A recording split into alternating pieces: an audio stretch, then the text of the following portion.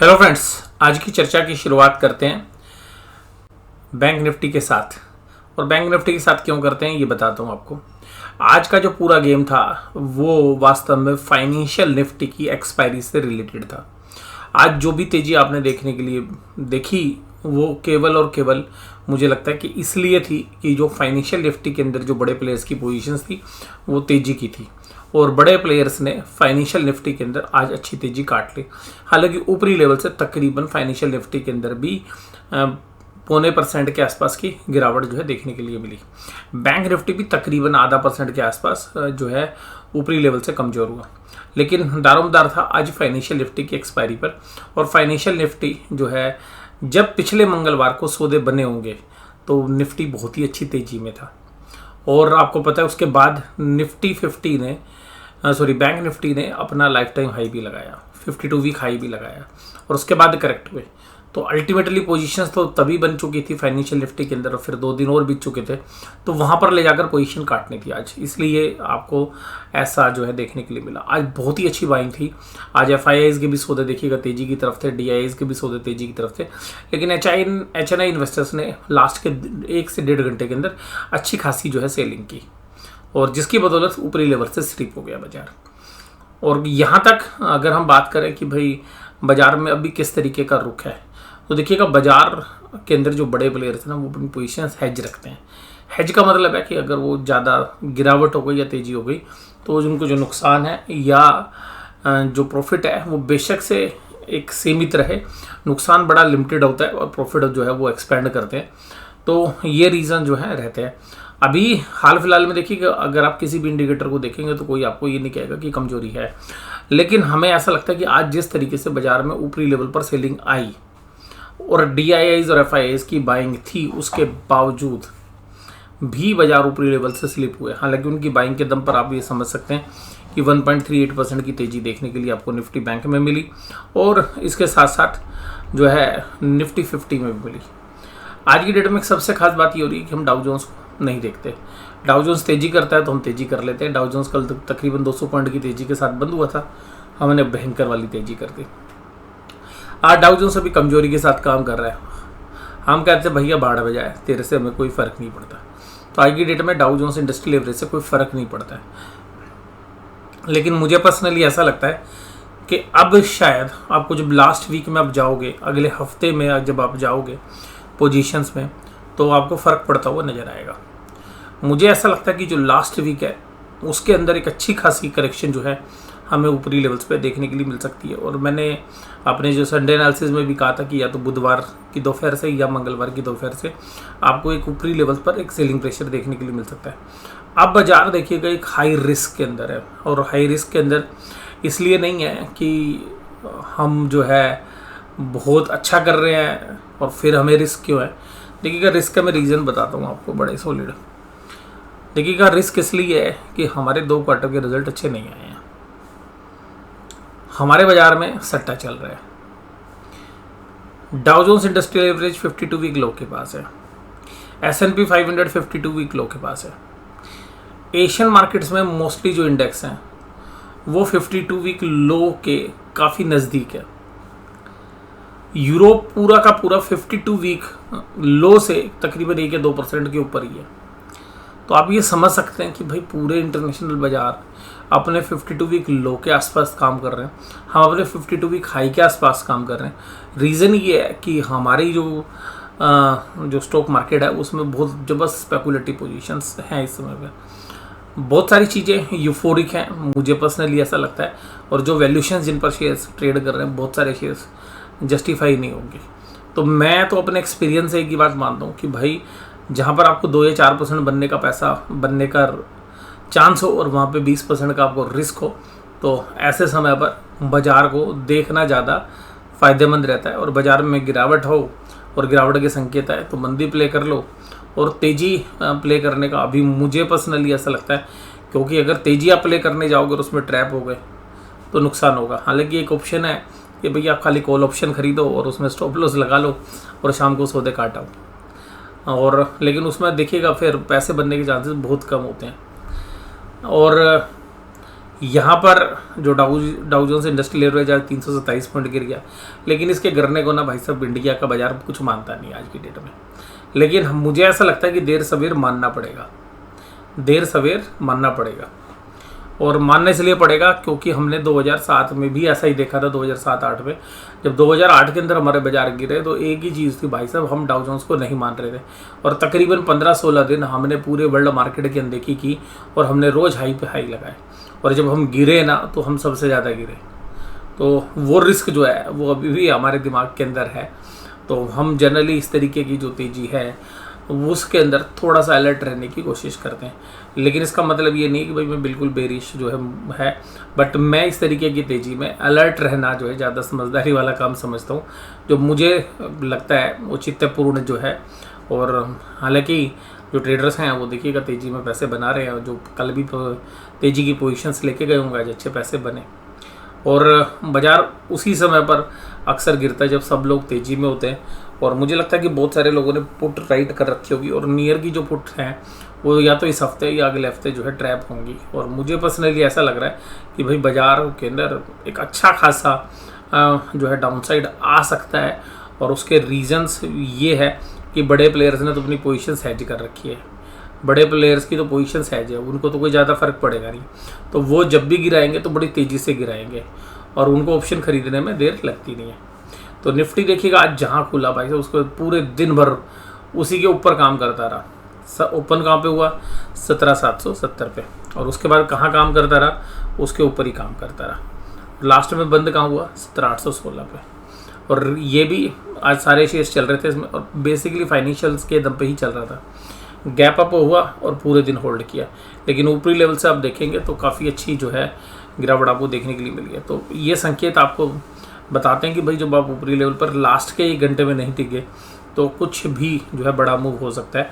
और ऊपरी लेवल्स पे वॉल्यूम के साथ जो है सेलिंग हो रही थी, हालांकि बाइंग भी हो रही थी, लेकिन बाइंग इसलिए हो रही थी क्योंकि मुझे पर्सनली ऐसा लगता है कि FIIs के फाइनेंशियल निफ्टी में अच्छे सौदे बने हुए थे तेजी के, लेकिन फिर भी HNI इन्वेस्टर्स ने ऊपरी लेवल से उनको काफ़ी नीचे धकेलने में पूरी जो है अहम भूमिका निभाई।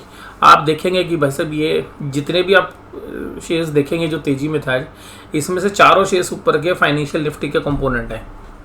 तो आप समझ सकते हैं कि इन चारों शेयर्स ने फाइनेंशियल निफ्टी को उठाने का काम किया और फाइनेंशियल निफ्टी में तेजी की पोजीशंस बनी हुई थी, जिसमें ICICI bank, Bajaj finance, HDFC bank, और यहीं पे ऊपर से सेलिंग हुई है। तो मुझे पर्सनली ऐसा लगता है कि जो अपनी पोजीशन बचाने के लिए जो बाइंग हुई है, अभी ऊपर से और सेलिंग आएगी। और सेलिंग इस तरीके की भी हो सकती है कि इस समय पर जो इंटरनेशनल माहौल है, तो अगर हमारे बाज़ार अगर किसी भी तरीके से करेक्ट होंगे तो इस हफ्ते में या अगले हफ्ते में एक सीवियर करेक्शन जो है हम एंटिसिपेट कर सकते हैं।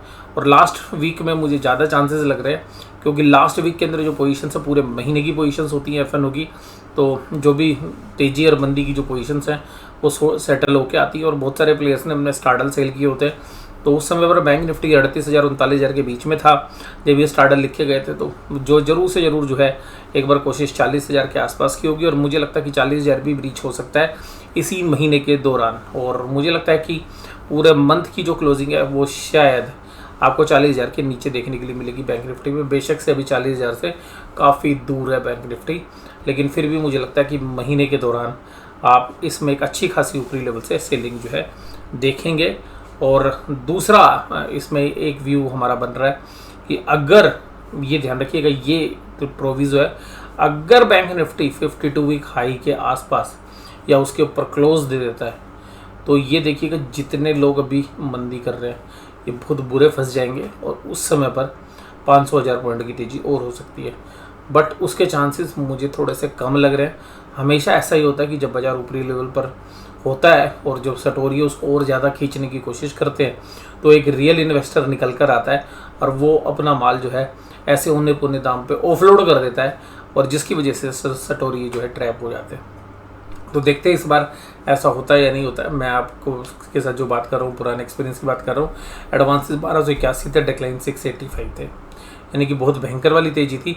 Apollo hospital, Cipla, Sun Pharma, Eicher motor, IndusInd bank, doctor Reddy's, और अब देखिएगा बहुत सारे शेयर्स। मैं आपको इंडेक्स के लेवल पे भी बात करूं, इंडेक्स के बाहर भी बात करूं, आप 100 शेयर्स को उठाओगे ना भाई साहब, आपको 80 शेयर ओवर वैल्यूड लगेंगे। आप उनके 5 साल के पी रेशो की वैल्यूशन पे देख लीजिएगा, उनकी परफॉर्मेंस देख लीजिएगा, लेकिन 100 में से 80 शेयर्स आज की डेट में ओवर वैल्यूड है।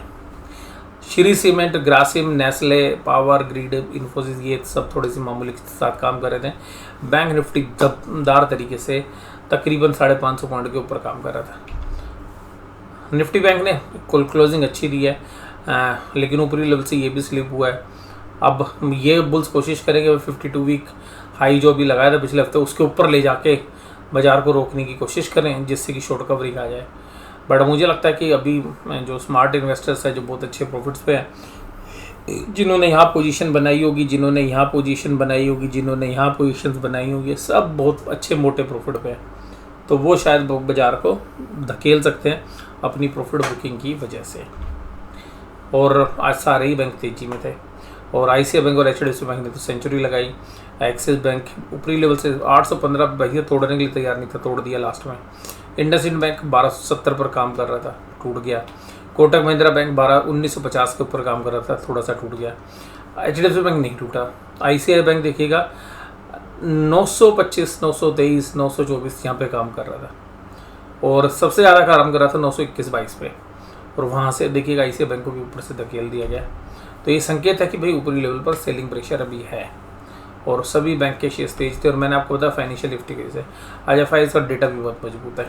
1196 करोड़ की FIs की कैश में बाइंग, DIs की 131 करोड़ की, 1840 करोड़ की इंडेक्स फ्यूचर्स की बाइंग, 1109 करोड़ की जो है यहाँ पे स्टॉक फ्यूचर्स की बाइंग। इसके अलावा स्टॉक ऑप्शंस में भी बाइंग है, और इंडेक्स ऑप्शंस में भी बाइंग है, लेकिन वो मामूली सी है। ये तो हैज हमें लग रही है, और हैज में इसमें हो सकता है कि कुछ पुट बाइंग भी हो सकती है।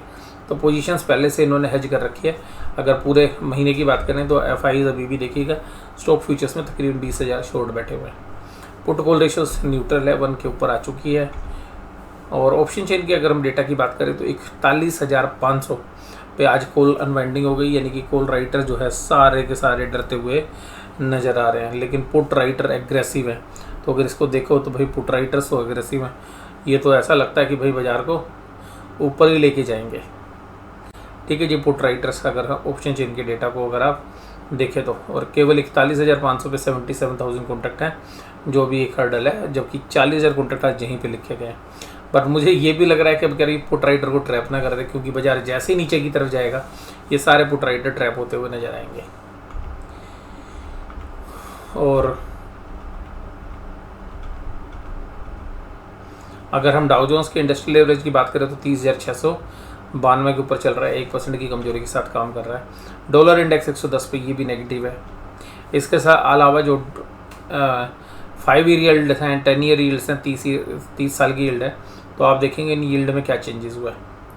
अब अगर हम 2 साल की यील्ड देखने की कोशिश करें यूएस की, तो 3.25 पे जो है चली गई है। इसके साथ अगर 10 ईयर की बॉन्ड यील्ड है तो वो है 2.75 पे, और सॉरी ये तो कूपन रेट्स हैं, जो यील्ड्स हैं वो 3.97 पे होगी। 3.97 पे 2 साल की बॉन्ड यील्ड तकरीबन 4% के आसपास जा रही है। ये अभी तक जो है पिछले 15 साल का हाईएस्ट लेवल जो है बताया जा रहा है। इसी तरीके से 10 ईयर की बॉन्ड यील्ड है वो 3.58 पर चल रही है। और कूपन रेट का मतलब क्या होता है, यानी कि जब वो बॉन्ड इशू किया गया था तो 2 रुपये 2.75% जो है उस पर इंटरेस्ट तय हुआ था। अब बाजार में भाव है 3.58 का, तो ये कैसे कैलकुलेट होता है, यानी कि उसकी वैल्यू घटकर 93 रुपीज़ होगी उस बॉन्ड की, 10 ईयर वाले बॉन्ड यील्ड की। तो अगर 93 रुपये के निवेश के ऊपर आपको 2.75% इंटरेस्ट मिलता है, तो वो इंटरेस्ट 3.58 बनता है। यानी कि आज की डेट में जो बॉन्ड आपने 100 रुपये का, मान लीजिए किसी भी इन्वेस्टर 100 रुपये का खरीदा था, तो सरकार ने कहा था कि हम 2.75 जो है इंटरेस्ट देंगे। लेकिन अब बाजार में दशाएं ऐसी हो गई हैं कि वो बॉन्ड 93 रुपीज़ का आ गया। तो इसका मतलब जो भी 93 रुपीज़ का वो बॉन्ड खरीदेगा, जिस व्यक्ति ने 100 रुपये का खरीदा था, तो उसको तो 7 रुपये का नुकसान होगा, क्योंकि बॉन्ड सस्ता बेचना पड़ेगा। तो उसको 93 रुपीज़ का बॉन्ड खरीदने के बावजूद भी 2 रुपये 75 पैसे, यानी कि डॉलर टर्म में 2.75 इंटरेस्ट मिलेगा, जो कि आज इफेक्टिवली 3.58% बन रहा है। उसी तरीके से जो 2 साल के बॉन्ड है उसका इफेक्टिव रेट 3.97 है। तो कूपन रेट वो है जो सरकार ने बॉन्ड इशू करते वक्त जो रेट फिक्स किया था। और आज की डेट में बॉन्ड के प्राइस जब घटते हैं, क्योंकि बॉन्ड के प्राइस कब घटते हैं, क्योंकि बाज़ारों में रेट ऑफ इंटरेस्ट बढ़ रहे हैं, तो जो इफेक्टिव यील्ड रेट आती है वो आज का जो है इंटरेस्ट रेट हो जाता है। तो जो 2 साल की यील्ड की रेट है वो 3.97 है और 30 साल के जो बॉन्ड है वो 3.59 है। और ये जो सारे संकेत हैं जो 2 साल की बॉन्ड यील्ड है, ये हो सकता है कि आपको आज भी में रात तक भी जो है 4% भी टच कर दे। और हालांकि ये अभी देखिएगा 4% के आसपास ही आ गई है। अब हमारे बाज़ार क्या कैसे लेते हैं, हमारे बाज़ार है सिंगापुर निफ्टी। हमारा बाज़ार जो सिंगापुर में निफ्टी ट्रेड हो रहा है वो ज़्यादा सीरियसली ले नहीं रहा, कह रहा है यूएस जाए भाड़ में, हमें कोई मतलब नहीं है, हम तो भैया 40 पॉइंट की कमजोरी के साथ काम कर रहे हैं और ये भी देखना हम कल प्लस में कर देंगे। तो जनरली सिंगापुर निफ्टी माइनस में भी होता है आजकल, तो भाई सब तेजी में ही रहता है। लेकिन मुझे लगता है कि कल ये बीट ना कर दे।